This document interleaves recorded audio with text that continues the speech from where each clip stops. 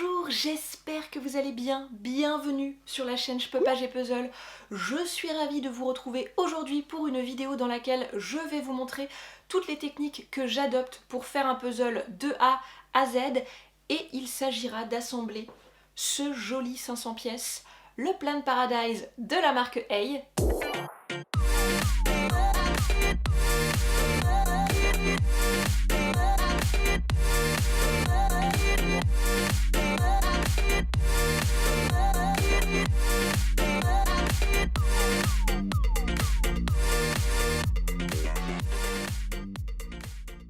Je vous sais relativement nombreuses et nombreux à débuter dans les puzzles par mon entremise.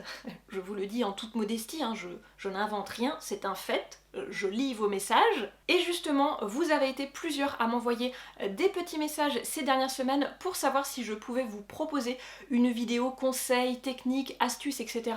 pour assembler un puzzle quand on débute. Donc, c'est le jour J, je m'exécute. Pour cette vidéo, j'ai donc décidé d'assembler le Planned Paradise illustré par Marie-Amalia Bartolini que propose la marque Hey, qui me semble vraiment idéal quand on débute parce qu'il est très coloré, très contrasté et en même temps il y a assez peu de zones full monochrome. On a le ciel ici mais sur un 500 pièces ça reste quand même accessible. D'une manière générale, c'est ce genre de puzzle que je vous conseille personnellement si vous débutez.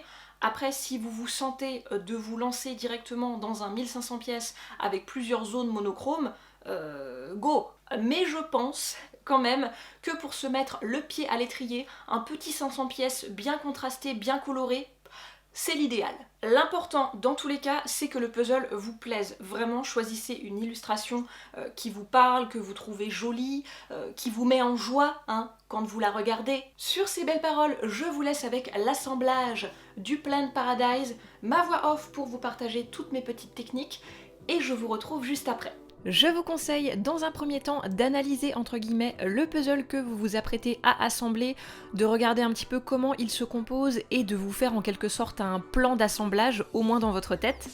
Une fois que vous avez bien en tête l'image de votre puzzle, vous pouvez passer au tri qui est un préalable nécessaire, en tout cas très utile au moins pour isoler d'un côté les pièces des bords et de l'autre toutes les autres pièces. À l'occasion de ce tri ou dans un second temps si vous n'avez pas envie de faire les deux en même temps, vous pouvez aussi trier dans les grandes lignes par couleur et par motif. Pour ce puzzle par exemple, j'ai assez facilement pu distinguer les pièces du ciel, celles des arbres, celles de la rivière, etc.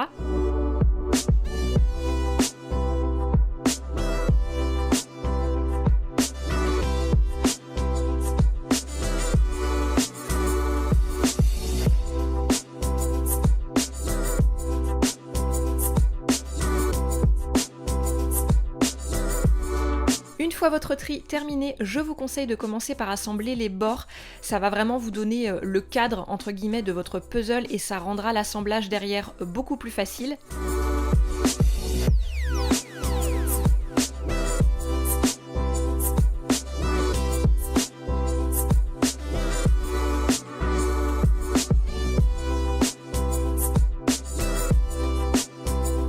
Pour les pièces qui sont de la même couleur, typiquement sur ce puzzle, celle du ciel, je vous conseille d'une part de les positionner dans le même sens et d'autre part de faire un petit tri par forme en mettant d'un côté les pièces avec oreille et de l'autre les pièces avec trou. Ça facilite vraiment les tests d'emplacement.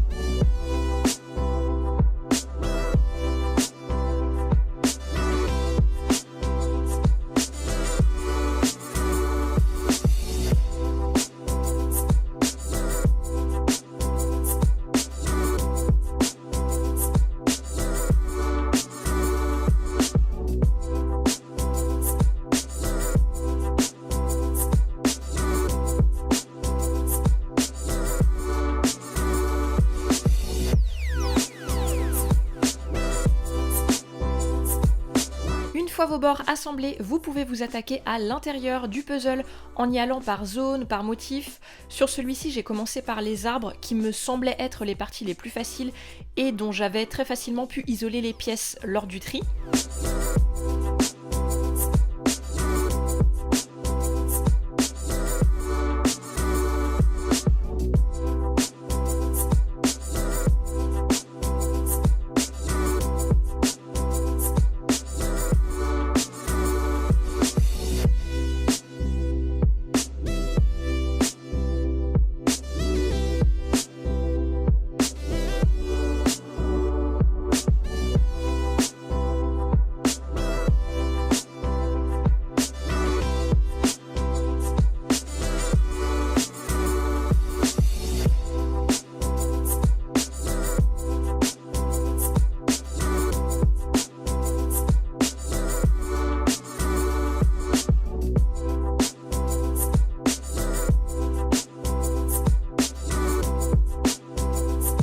Les parties les plus contrastées, colorées étant assemblées, on peut maintenant s'attaquer au ciel qui est sur ce puzzle la partie la plus difficile entre guillemets, en tout cas celle où il y a le plus de zones monochromes. Pour les ciels, je vous conseille de commencer par assembler les parties où il y a des détails contrastants. Ça peut être des oiseaux, des plantes comme sur celui-ci, des nuages, un soleil, etc.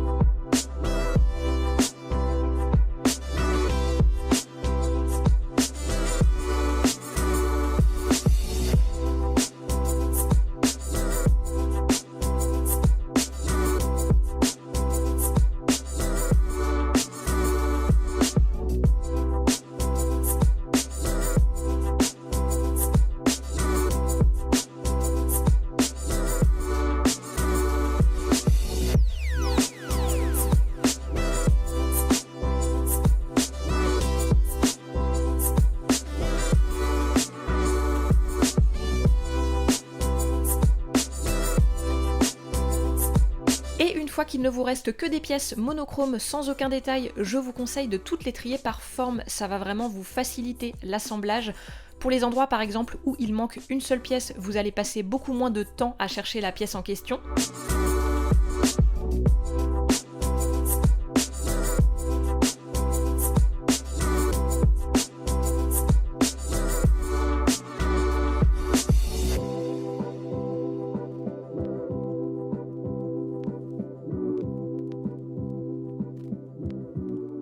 N'hésitez pas non plus à vous aider de la forme de certaines oreilles, certaines sont parfois un peu plus courbées, d'autres plus rondes, plus fines, etc.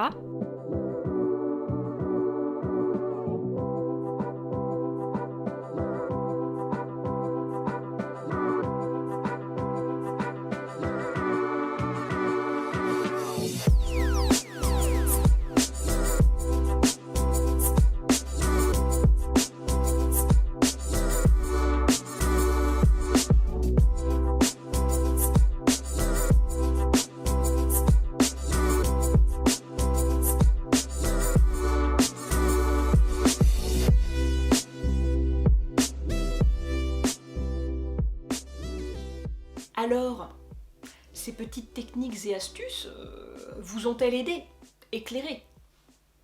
J'espère. Après, en matière de puzzle, je pense que si le résultat in fine est le même, le cheminement pour y arriver diffère d'un puzzleur, d'une puzzleuse à l'autre. Donc peut-être que vous n'avez pas les mêmes techniques que moi ou que mes techniques ne vous conviendraient pas. C'est à vous finalement de trouver votre manière préférée d'assembler un puzzle et ça se fait au fil du temps et des puzzles que vous faites. J'espère en tout cas que cette vidéo vous aura plu. N'oubliez pas le petit pouce en l'air si c'est le cas. Je vous embrasse et je vous dis à la semaine prochaine.